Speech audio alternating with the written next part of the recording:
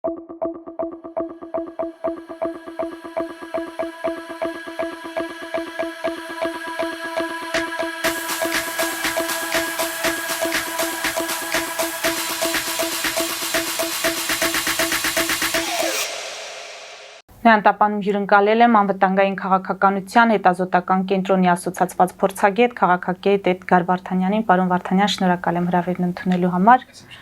Մենք ուշուշ ենք հանդիպում, պարոն Վարդանյան, եւ ես ուզում եմ կթվա թե շատ քննարկված եւ ծեծված թեմայից սկսել մեր հարցազրույցը, բայց ամեն դեպքում ինձ հետաքրքիր է ձեր կարծիքը։ Կաթողիկոսի մեկ ամսով կալանավորված հարազատներին մեղադրում են նախընտրական քարոզչությանը խոչընդոտելու համար։ Կալանավորվածների փաստաբանը իր հերթին պնդում է, որ սա հակաեկեղեցական արշավի տրամաբանության մեջ է եւ ուղիղ ճնշում կաթողիկոսի վրա։ Կաթողիկոսն իր հերթին երկրորդ քահանային է կարգալույծ արել, այսինքն իշխանություն, հոգևորականություն, արճակատումը խորանում է։ Ինձ հետաքրքիր է դուք այս արճակատմանը կամ այս արճակատումը որ դաշտում եք տեսնում, օրինականության, քաղաքականության, թե բարոյականության։ Գրկուն հարց է, կարևոր հարց է իհարկե շատ։ Ես երևի թե կսկսեմ նրանից, որ բազմաթիվ երկրներում հենց այսօր եկեղեցին, եկեղեցու ղեկավարությունը շատ հաճախ օգտագործվում է հիբրիդային հարձակումներ իրականացնելու ժամանակ։ Եվ շատ հաճախ բնականաբար նպատակը ժողովրդավարության վերացումն է կամ ժողովրդավարության նկատմամբ հանրային վստահության չեզոքացումը եւ ցավոք սրտի եկեղեցու ղեկավարության շատ տարբեր եկեղեցիների ղեկավարության ավտորիտար մտածելակերպը մեծապես նպաստում է դրան եւ բնականաբար կոնկրետ այս դեպքում Կրեմլը շատ հաճախ է դիմում այդ իր համար կարևոր գործիքը օգտագործելու ընդդեմ ժողովրդավարության։ Բնականաբար նաև դա օգտագործվում է Ռուսաստան արևմուտք հակամարտության նաև տիրույթում, այսինքն դրանով նաև Ռուսաստանը փորձում է այսպես հարվածել արևմուտքին, որքան որ հնարավոր է, եւ այնպես անել, որպեսզի հանրային տրամադրությունները հնարավորինս, այսպես ասենք, արևմտյան դեպի արևմուտք կողմնորոշումից փոխվեն դեպի Ռուսաստան կողմնորոշում կամ գոնե առնվազն այնպիսի մթնոլորտ լինի, որ մարդկանց մի զգալի հատվածը որևէ բանի չհավատա, չվստահի որևէ մեկին։ Դա նույնպես հիբրիդային հարձակումների նպատակներից մեկն է։ Սասանել վստահությունը ինստիտուտների նկատմամբ, սասանել վստահությունը քաղաքական գործիչների նկատմամբ, քաղաքականության նկատմամբ ընդհանրապես եւ այլն, եւ այդ սասանված վստահության ֆոնի ներքո մոբիլիզացնել սեփական, այսպես ասած, կուրսի կողմնակիցներին այս կամ այն երկրում, մանիպուլացնել հասարակության մի ինչ-որ հատվածի, կազմակերպել նրանց, այսպես ասենք, եւ այնպես անել, որ նրանք ազդեն առնվազն քաղաքականության վրա, դժվարացնեն դեպի ժողովրդավարություն ընթացքը, իսկ բնականաբար մաքսիմում նպատակն այն է, որ ընդհանրապես խաթարեն այդ գործընթացը եւ այնպես անեն, որ պրոռուսական իշխանություններ այնտեղ ձևավորվեն եւ բնականաբար այս կամ այն պետությունը ամբողջությամբ ընկնի Ռուսաստանի տիրապետության տակ։ Հիմա հասկանանք ինչու է մեր հոգևոր դասը դառնում այդ գործիքը Ռուսաստանի ձեռքին, արդյոք դա պայմանավորված է նրանով, որ իրենք այսպես ասած KGB-ի գործակալ են, ինչպես Փաշինյանը օրինակ կաթողիկոսի եղբոր մասին արտահայտվեց մամուլին հղում անելով եւ Փաշինյանի հայտարարությունը որքանով է տեղի, երբ որ փաստ չի ներկայացվում, պարոն Վարդանյան։ Գիտեք, ես օրինակ նման հայտարարություն չեմ անի,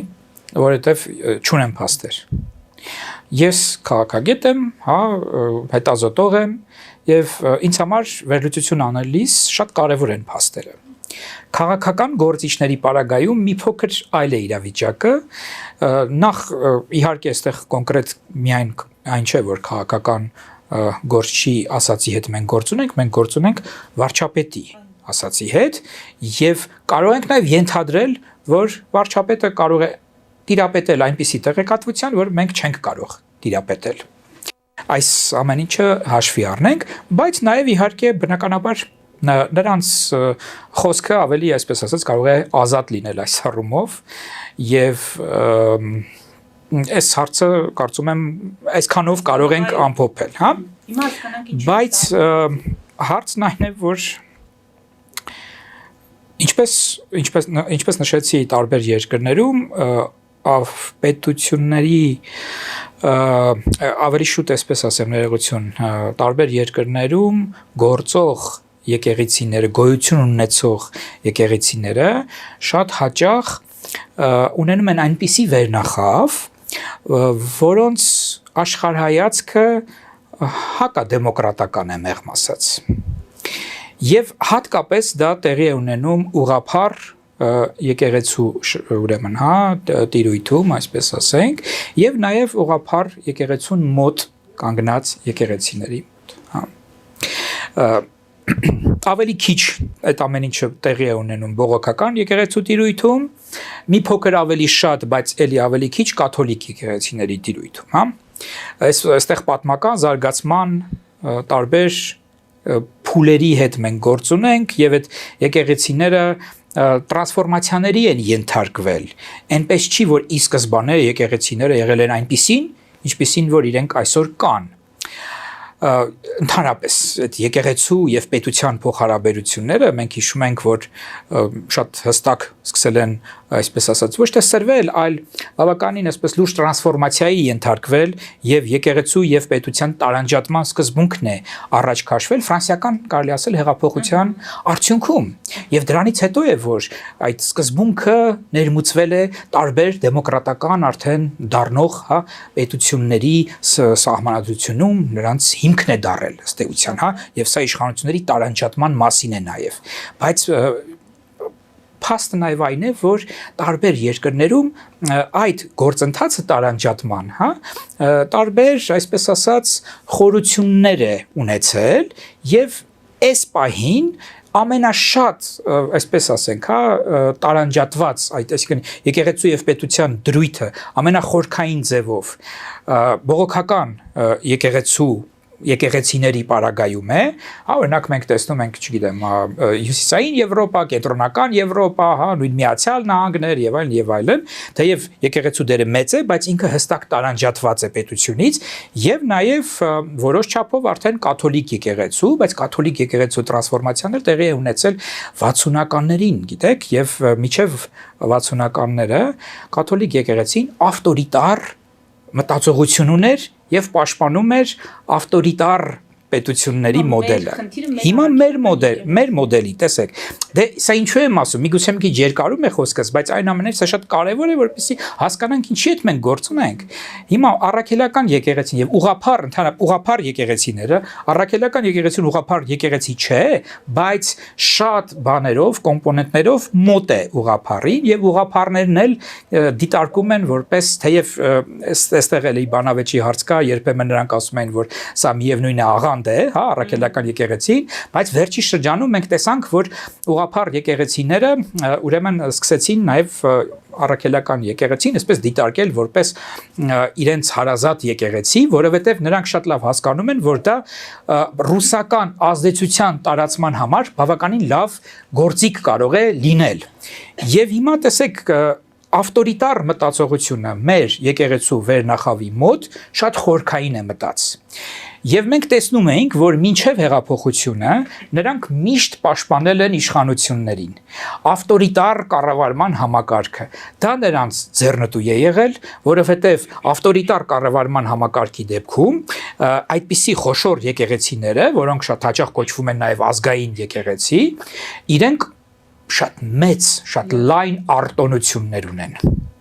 Իրենք կարողանում են նաև ռեսուրսներ կուտակել, այսպես ասենք, տարբեր տեսակի ռեսուրսներ,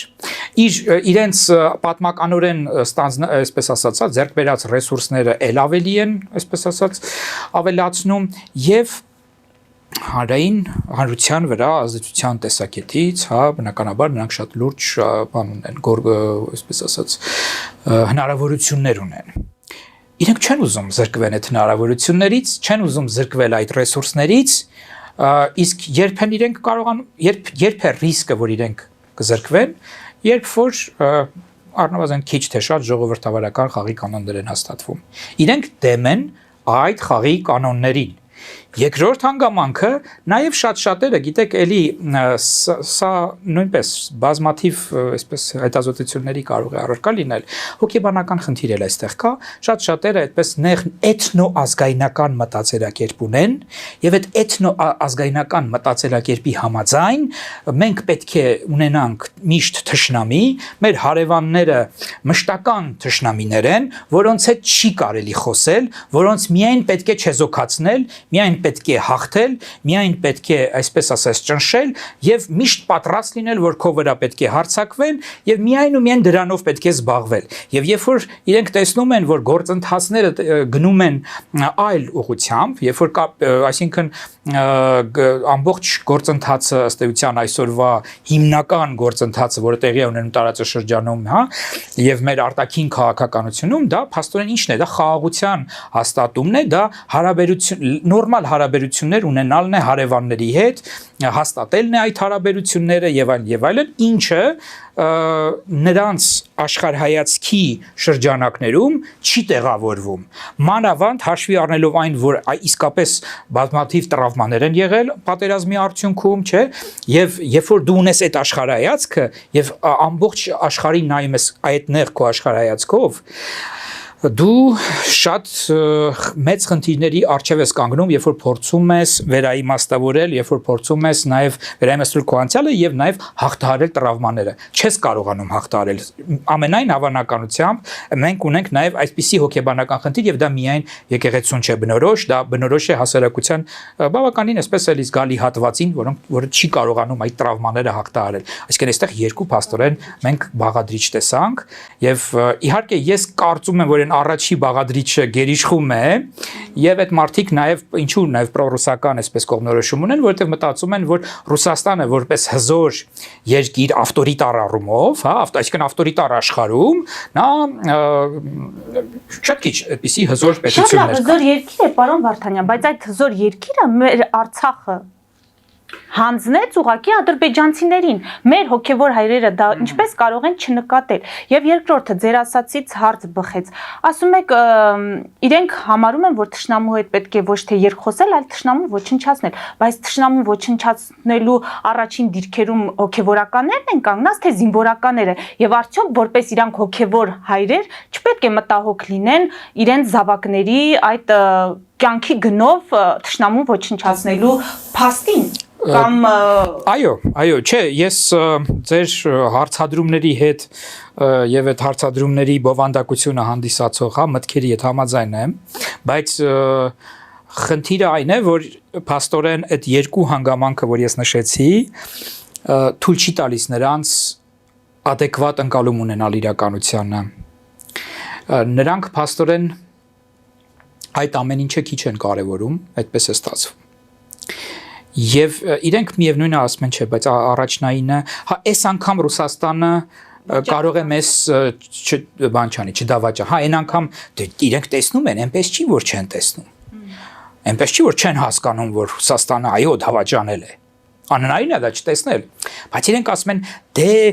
կարող է, ասենք այն, որ Հայաստանի իշխանությունները սխալ գնում էին դեպի արևմուտք, այդ չար արևմուտքը, այո, իսկ պետք էր գնալ հստակ դեպի Ռուսաստան եւ այլն, այդ դեպքում ուրիշ կլիներ։ Այ հիմա դրա համար մենք մտածում ենք, համ էլ դե մի քիչ զբաղված է Ռուսաստանը, չէ, այդ բանը կարող են իրենք բերել առաջ այդ գաղափարը։ Եվ չկարողացավ, բայց այս անգամ կկարողանա, այս անգամ կաջակցի, այնուամենայնիվ մենք որպես այդ էթնիկ մտածողություն կրող մարդիկ, իրենք այդպես են մտածում, կարող ենք ավելի լավ դիրքերում հայտնվել, եթե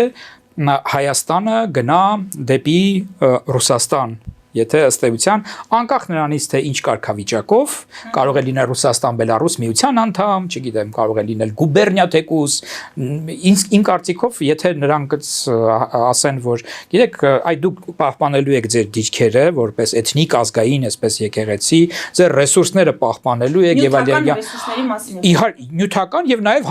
հանրության վրա ազդեցություն է, այս առումով էլ, հա, շատ լայն առումով, եւ բայց ասենք Հայաստանը լինելու է օրինակ Ռուսաստանի մաս, հա, գուբերնիա, օրինակ ոնց որ Դաղստանը, Չեչնիան եւ այլն, իրենք կարող են ասել, բայց ինչու ոչ, եթե դա է տարբերակը, իրենք կարող են ասել, բայց հակառակ պարագայում մենք չենք լինի, ընդհանրապես հայ ազգը չի լինի, հայ էթնոսը չի լինի, չար արևմուտքը ամբողջը կգրավի, մարդիկ կայլասերվեն, լավ այդպես լինի, բան չի էլի, այսինքն այդ պետությունը 100 մի քանի 100 տարի պետություն չենք ունեցել, հարյուրամյակներով չենք ունեցել, բայց չէ որ մենք պահպանել ենք այդ մեր ազգային, այդ մեր ոգին, եկեղեցին, արժեքները եւ այլն, իրենք ասեն, այս պարագայում մենք այդ ամեն ինչը կարողանանք պահպանել։ Դրա համար Ֆելիչե ժամանակակից ատամնաբուժական կլինիկա։ Այստեղ հարմարավետությունն ու խնամքն առաջնային են։ Այստեղ կիրառվում են ատամնաբուժական ամենաժամանակակից տեխնոլոգիաներ, ճշգրիտ ախտորոշում, արդյունավետ բուժում, նուրբ փորձառություն եւ անհատական մոտեցում։ Սկսած սովորական մանրուքներից մինչև առաջադեմ ընթացակարգեր, այստեղ դուք գտնվում եք բարձր որակավորում ունեցող եւ փորձառու ատամնաբուժական մասնագետների ձեռքերում։ Մեր բարեկամական եւ հյուրընկալ անձնակազմն այստեղ է յուրաքանչյուր այցը հաճելի դարձնելու համար։ Ֆելիչե, ձեր առողջ եւ ամենաերջանիկ շպիտը սկսվում է այստեղից։ Եկեք եւ բացահայտեք նորարարության փորձագիտության եւ կարեկցանքի կատարյալ համադրությունը։ Վաճառվում է գերմանական հնաոճ դաշնամուր 1892 թվականի արտադրության ֆոն Մուրբախ, գտնվում է գերազանց վիճակում, կինը 15000 ԱՄՆ դոլար, հեռախոսահամար 094 115 310։ Երևան շիփինգ, սենսացիա ստեղ, հա։ Այո, ճիշտ եք եկել։ Սանդրոցներ Երևան ուղարկելը $2.99 ցենտա օթանավով։ Այո, Իսկ եթե դոլար ուղարկես, դոլար ստանան։ այո, Իսկ որ տանեն տուն հասցնեն, էլի մի տոկոս, հա։ 2%։ Երասը ծրի է, էլի։ Ժողովուրդ սենսացիա, ծրի է։ Նորթ Հոլիվուդ Գլենդել։ Ջակփաթ հագուստի խանութը երկրորդ մասնաճյուղն է բացել Գլենդելի սրտում, որտեղ կարող եք ձեռք բերել եվրոպական եւ ամերիկյան ընտիր հագուստեղեն, կոշկեղեն, աքսեսուարներ, պայուսակներ ամենահարմար արժեքներով։ Նաև կարող եք ցանկացած ապրանք պատվիրել եւ ձեռք բերել կարճ ժամանակում։ Ջակփաթի Գլենդելի հասցեն է 1135 North Pacific Avenue, հեռախոս 818 813 2252։ Ջակփաթ հագուստի լավագույն կենտրոնը Գլենդելում։ 60-ից ավելի ճանաչված եվրոպական բրենդների ինքնատիպ, չկրկնվող եւ մատչելի ընտրանին Fortuna Home and Country House խանութ սրահում։ Նորավոճ սպասք եւ կահույք հորեկա բնագավառի համար, տեքստիլ տնտեսական ապրանքներ, ամեն ինչ գեղեցիկ կյանքի համար։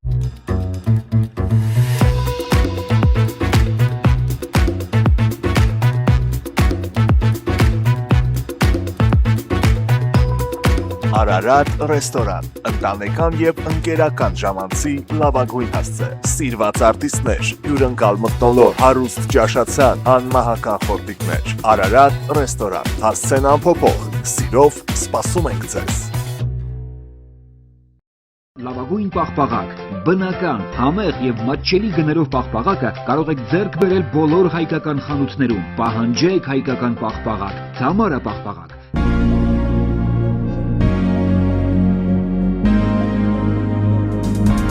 Տպագրեք ձեր գիրքը Նոյան տապան տպագրատանը, ինչպես նաև թերթեր, ամսագրեր, բուկլետներ եւ այլն։ Հասցեն քաղաք Երևան, Իսահակյան 28 առաջին հարկ։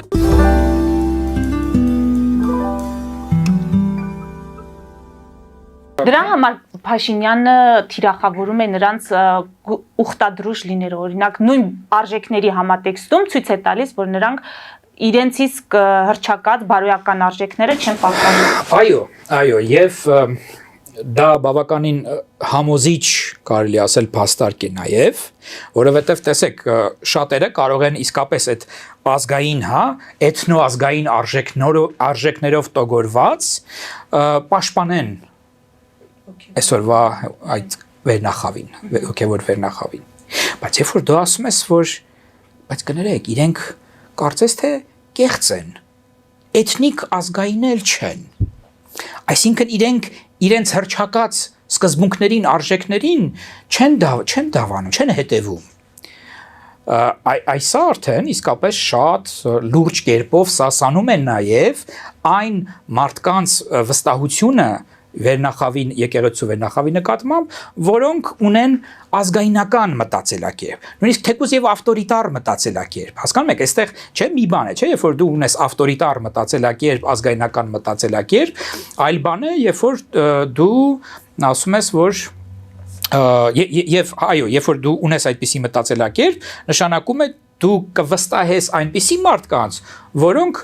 հետևում են այդ ամեն ինչին, որոնք հավատացած են, որ օրինակ ավտորիտար համակարգը ճիշտ համակարգ է եւ շարժվում են ըստ ավտորիտար համակարգի շրջանակների, որ ասում են, որ էթնիկ ազգայնականությունը լավ բան է եւ ապրում են ըստ էթնիկ ազգայնականության կանոնների, հա։ Եթե մերժում են այլասերվածությունը, այո, ուրեմն իրենք էլ այլասերված չեն, իրենք էլ այլ կերպ են բան անում, այսինքն եթե իհարկե դա այլասերված ըստ իրանց այլասերվածությունը է, էլի դա դնենք մի կողմ։ Եվ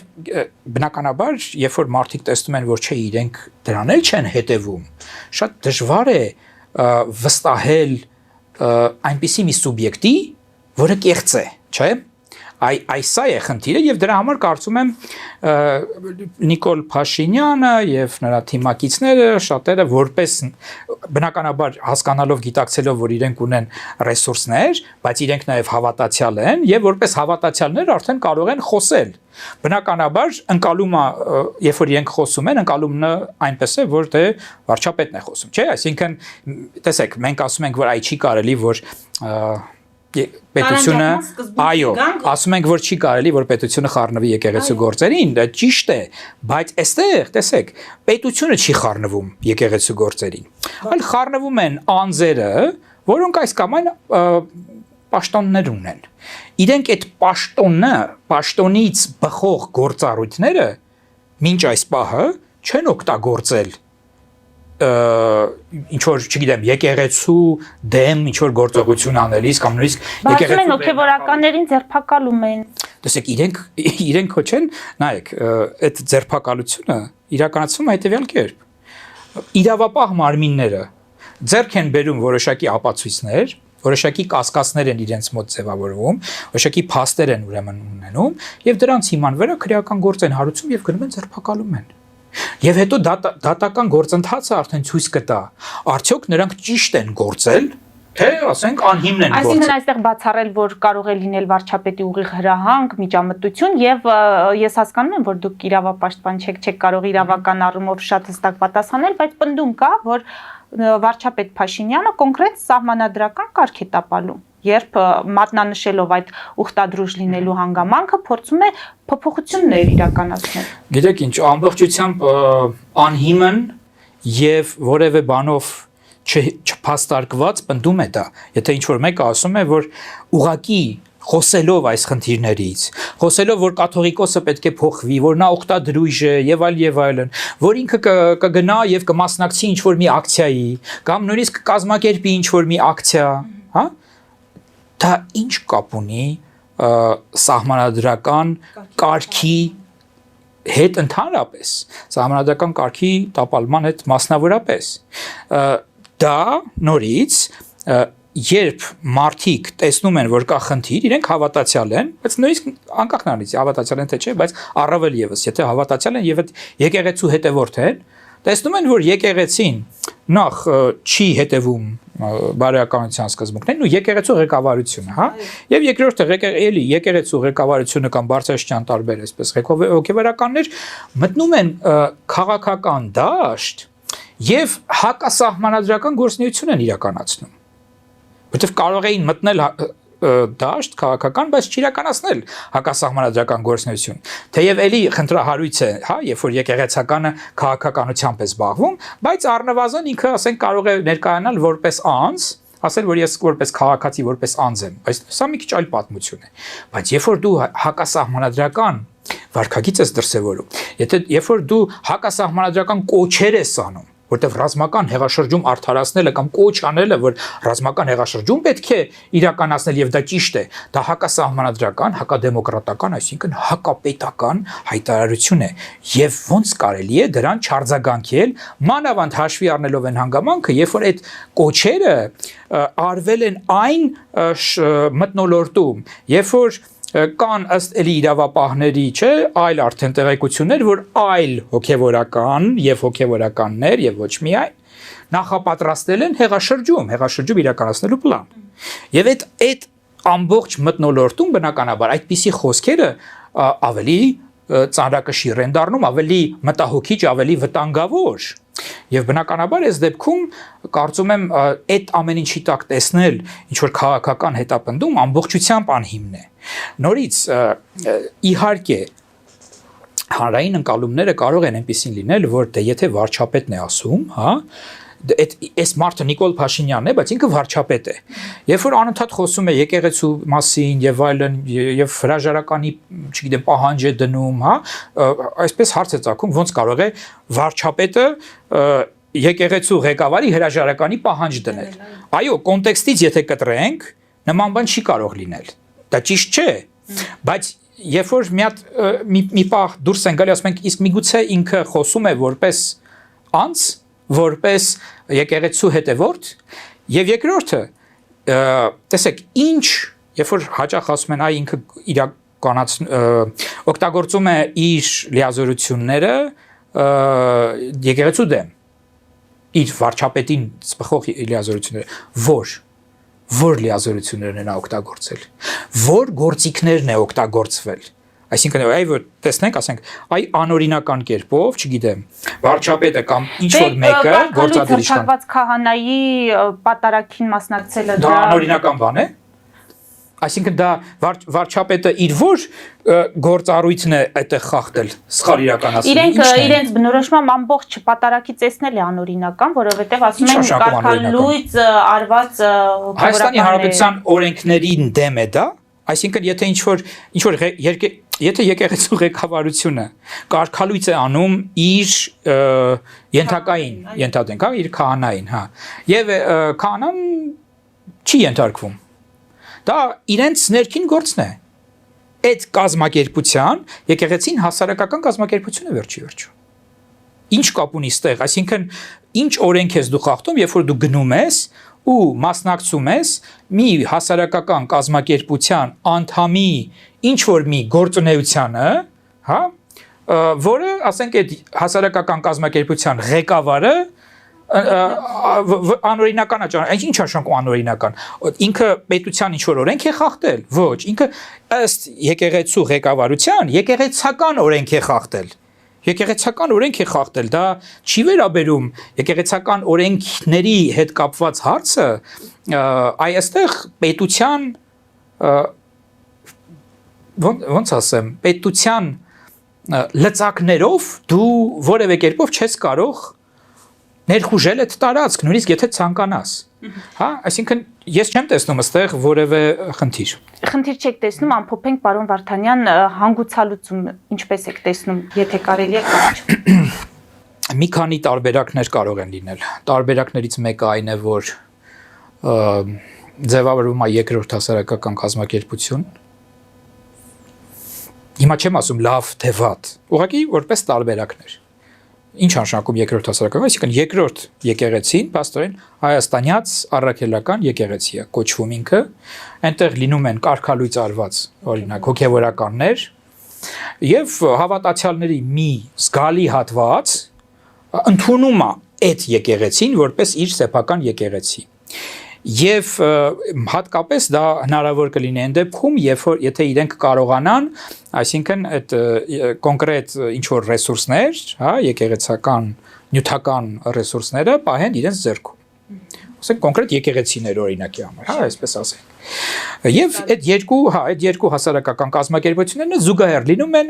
այս կազմակերպությունը ունի իր հետևորդները, այս մի կազմակերպությունը ունի իր հետևորդները եւ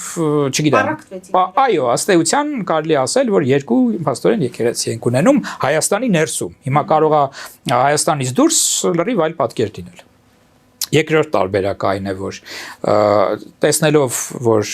դժգոհությունը եկեղեցու ղեկավարությունից գնալով աճում է, եւ տեսնելով, որ շատ եկեղեցականներ անցնում են այս կողմ, այսինքն մի խոսքով, հա, այսինքն սկսում են քննադատել կաթողիկոսին, քննադատել վերնախավը եւ փոփոխությունների համար հանդես են գալիս, այո։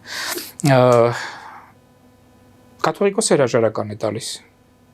Եվ